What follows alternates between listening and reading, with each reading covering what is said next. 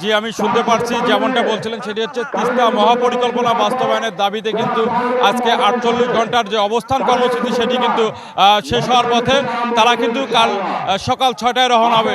তার মধ্যে কাল থেকে আজকে সারাদিনের যে কর্মসূচি ছিল সেটা হচ্ছে যে সকালবেলা তারা কিন্তু পদযাত্রা করেছে এবং দুপুরবেলা পানিতে নেমে কিন্তু তারা কার্ড প্রদর্শন করেছে, একটা কার্ড প্রদর্শন করেছে এবং সন্ধ্যাবেলায় কিন্তু তারা মশাল মিছিল করেছে।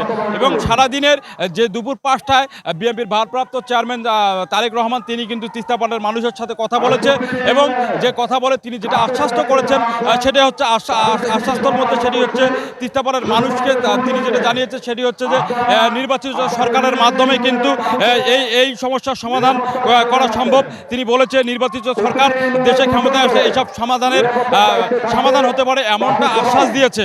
আর আশ্বাসের প্রতি কিন্তু তিস্তা পাড়ের মানুষ দীর্ঘ অধিক আগ্রহ নিয়ে তারা ছিল যে তারেক রহমান একটি আশ্বাসের বাণী শোনাবে। তিনি কিন্তু যেটি জানিয়েছে সেটি হচ্ছে যে নির্বাচিত সরকার, তিনি বারবার একটা কথা বলেছে নির্বাচিত সরকার আসলে কিন্তু এই সমস্যার সমাধান হতে পারে।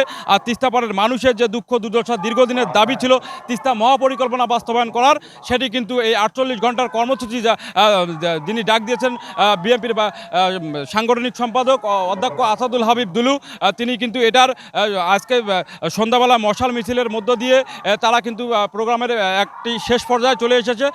সকাল ৬টায় তারা বিদায় নেবে এমনটাই জানিয়েছে তিস্তাপাড় থেকে সর্বশেষ